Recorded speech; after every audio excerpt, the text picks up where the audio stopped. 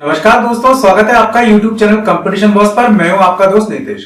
दोस्तों, एक वीडियो में मैंने आपको बताया था कि भविष्य में आपको अगर मान लीजिए टीचर बनना है, चाहे किसी भी कैटेगरी का, 3rd grade, 2nd grade, 1st grade, या फिर मान लीजिए आपको टीजीटी, पीजीटी या प्राइमरी पीआरटी टीचर बनना है, तो इन सबके लिए क्वालिफिकेशन यानी कि जो एलिजिबिलिटी क्राइटेरिया है वो पूरी तरीके से चेंज होने जा रहा है।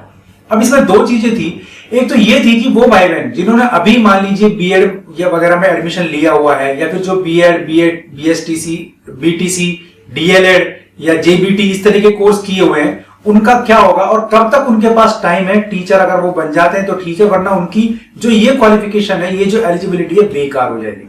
दूसरी चीज ये थी कि फिर वो कौन सी चीज है या वो कौन सा कोर्स है जिसमें आपको एडमिशन लेना पड़ेगा और उसके बाद ही आप टीचर बन जाएंगे। तो दोनों चीजें मैंने आपको लास्ट वीडियोस में क्लियर कर दी थी। नहीं हो तो फिर भी एक बात बता देता हूं आपको।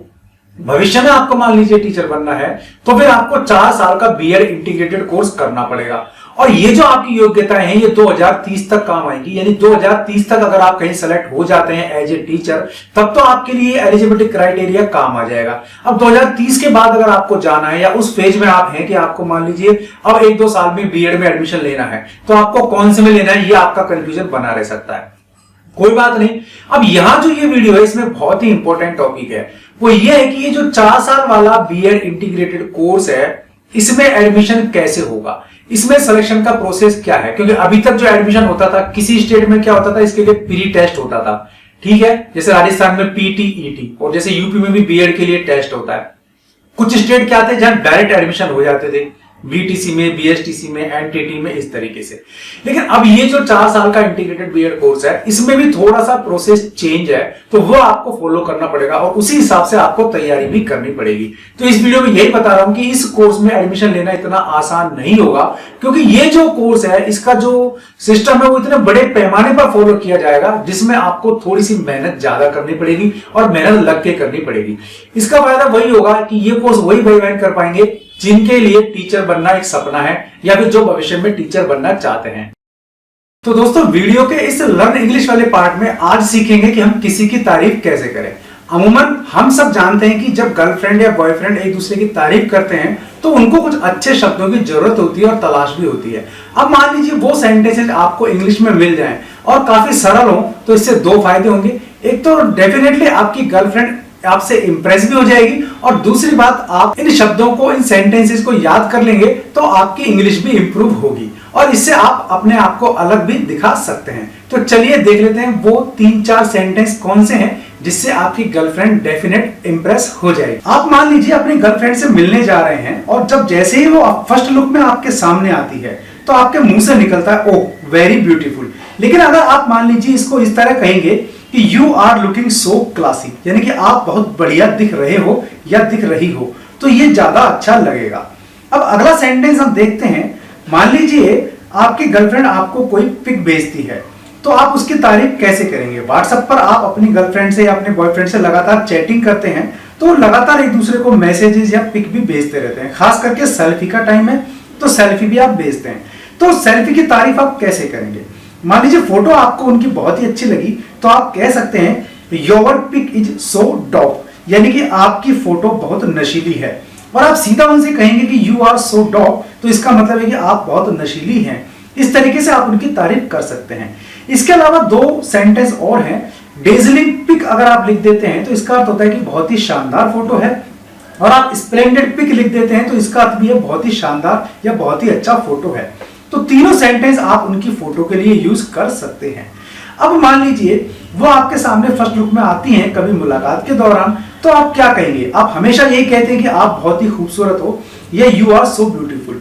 अगर आप मान लीजिए इसको एक और नए तरीके से कहना चाहें तो आप कह सकते हैं यू आर सो रेडिएंट, यानी कि यू आर सो रेडिएंट, आप बहुत ही ज्यादा चमक रही हो या बहुत ही खूबसूरत लग रही हो। इसके अलावा टू जॉर्जियस यू आर भी आप उनको कह सकते हैं। इसका अर्थ भी ये होता है कि आप बहुत ही खूबसूरत हो। और मान लीजिए वो आपसे कोई बात कहती हैं या आप उनसे कोई बात कहते हैं, तो और वो बात आपको पसंद आती है, तो आप कह सकते हैं उनसे ये हुई ना बात। तो इसको आप इंग्लिश में किस तरह कहेंगे, दैट्स द स्पिरिट।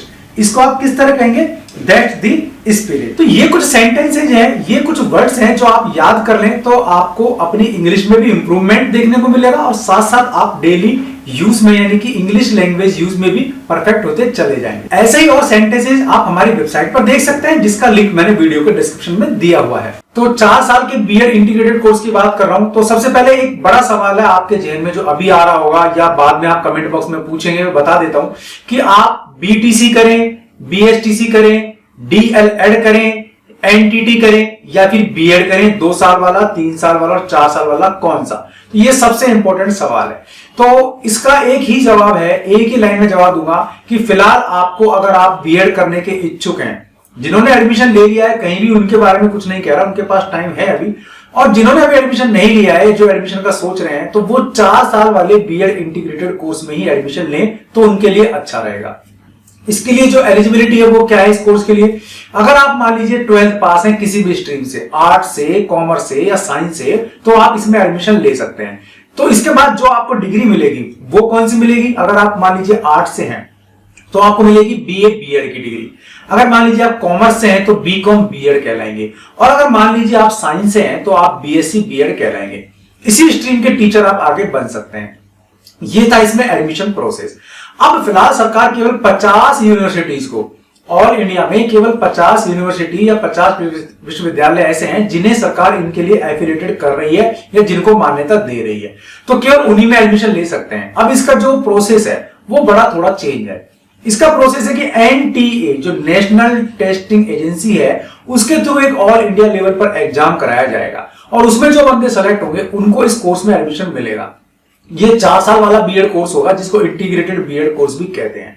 ठीक है, तो ये आपका 2030 के बाद लागू होगा। तो उसके बाद अगर आपको टीचर बनना है तो यही कोर्स केवल मान्य रह जाएगा।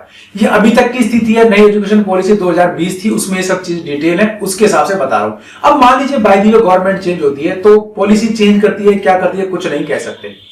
दूसरी चीज, अभी तक क्या हो रहा है कि हर स्टेट में बीएड में एडमिशन का प्रोसेस अलग अलग हो रहा है। तो इन फ्यूचर ये पूरा ऑल ओवर इंडिया एक ही प्रोसेस रहेगा, और राज्य चाहें तो इसको अलग से भी कंडक्ट करवा सकते हैं। लेकिन कुल मिलाकर एग्जाम के बिना आपका बीएड में सिलेक्शन नहीं होगा, हालांकि अभी भी ऐसा ही होता है, लेकिन एग्जाम का स्टेटस चेंज हो जाएगा। क्यों, वो भी समझा देता हूं। कुछ दिन पहले मैंने एक वीडियो बनाया था जिसमें आपको बताया था कि वो भाई बहन जिन्होंने पीजी किया हुआ है, जो स्नातक उत्तर हैं, और जिन्होंने 3 साल वाला बीएड एमएड कोर्स किया हुआ है, वो भी लेवल 1 यानी कि 1 से 5वीं तक की क्लास को पढ़ा सकेंगे।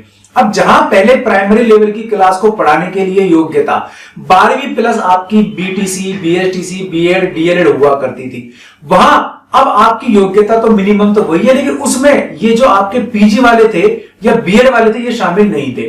पहले तो बीएड वालों को शामिल किया तो स्टेटस और बढ़ गया। अब क्या किया है, जो पीजी हैं, जो एमए किए हुए हैं, एमएससी किए हुए हैं, एमकॉम किए हुए हैं, और जिन्होंने बीएड एमएड कोर्स किया हुआ है, वो भी लेवल फर्स्ट पर पढ़ा सकेंगे। तो यूं मानिए कि अब ये लेवल कितना हाई होने जा रहा है एग्जाम का, वो आप देखना। पढ़ाई का स्टेटस बढ़ेगा नहीं बढ़ेगा कुछ कह नहीं सकते, क्योंकि स्कूलों में हालात ये है कि टीचर्स टाइम पे जाना पसंद ही नहीं करते, बच्चों को पढ़ाना पसंद ही नहीं करते। लेकिन टीचर बनने का लेवल सरकार ने जरूर बढ़ा दिया, ये जरूर टिपिकल कर दिया है। ठीक है, तो स्कूलों का लेवल भी इससे सुधरेगा, सरकार कोशिश तो यही कर रही है। तो ये सिस्टम है, तो ये एक बार आपको फॉलो करना पड़ेगा। 4 साल वाला इंटीग्रेटेड बीएड कोर्स करना ही पड़ेगा। तो मुझे लगता है आपको 4 साल वाले बीएड इंटीग्रेटेड कोर्स की पूरी कहानी समझ में आ गई होगी कि इसमें एडमिशन प्रोसेस क्या रहेगा और इसका सिस्टम क्या रहेगा। इसका एक फायदा और होगा आपको। अभी मान लीजिए आप ग्रेजुएशन के बाद बीएड करते हैं तो आपके 5 साल लग जाते हैं, 2 साल बीएड के और 3 साल आपके ग्रेजुएशन के, और यहां आपका 1 साल बचेगा भी, क्योंकि आप डायरेक्ट 12th के बाद इसमें एडमिशन ले लेंगे। और 4 साल का ये कोर्स है, तो इसमें आपको दोनों डिग्री एक साथ मिलेंगी, एक ही कागज पर छपी हुई। तो इसमें आपका 1 साल और बच जाएगा, तो ये भी आपका बेनिफिट हो गया। तो अब आप क्लियर कर लें कि कौन सा कोर्स अच्छा है, बीएड, बीएसटीसी, बीटीसी, डीएलएड और 4 साल का इंटीग्रेटेड बीएड कोर्स, इनमें से कौन सा कोर्स अच्छा है आपको समझ में आ गया होगा। अब एक इंपॉर्टेंट चीज और है, क्योंकि टीचर 2 तरीके के होते हैं। एक तो होते हैं सामान्य स्कूल्स में पढ़ाने वाले, यानी कि जो बच्चे बिल्कुल स्वस्थ हैं, आंख नाक कान जिनके सही हैं, उनको पढ़ाने वाले।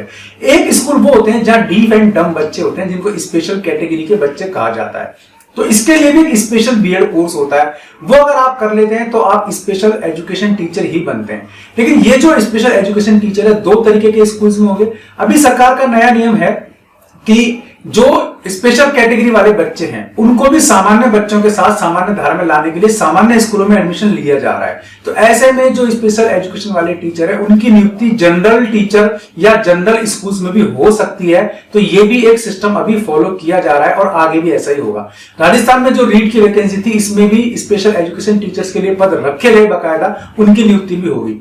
दूसरी भर्ती क्या होती है? दूसरी भर्ती उन स्कूलों में होती है जो स्पेशली एजुकेशन के लिए स्कूल बने होते हैं कि स्पेशल एजुकेशन वाले बच्चे उसमें पढ़ते हैं, स्पेशल एजुकेशन वाले टीचर ही उसमें नियुक्त होते हैं। तो अब जो स्पेशल एजुकेशन से बीएड करते हैं उनको इस तरीके से डबल फायदा उठा सकते हैं। वो जनरल में भी नियुक्ति पा जाएंगे और वो लोग स्पेशल एजुकेशन वाले स्कूलों में नियुक्ति पा जाएंगे। तो ऐसे में फायदा क्या होगा? ऐसे में सबसे बड़ा फायदा ये होगा कि ऐसे टीचर्स के लिए, ऐसे बच्चों के लिए और भी रास्ते खुल रहे हैं।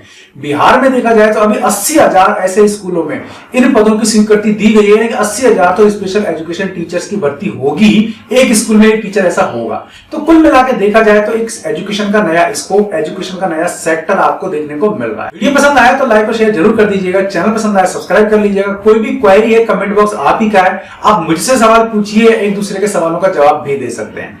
आज के लिए इस वीडियो में बस इतना ही। ऐसे किसी दूसरे वीडियो में फिर मिलूंगा, तब तक के लिए नमस्कार।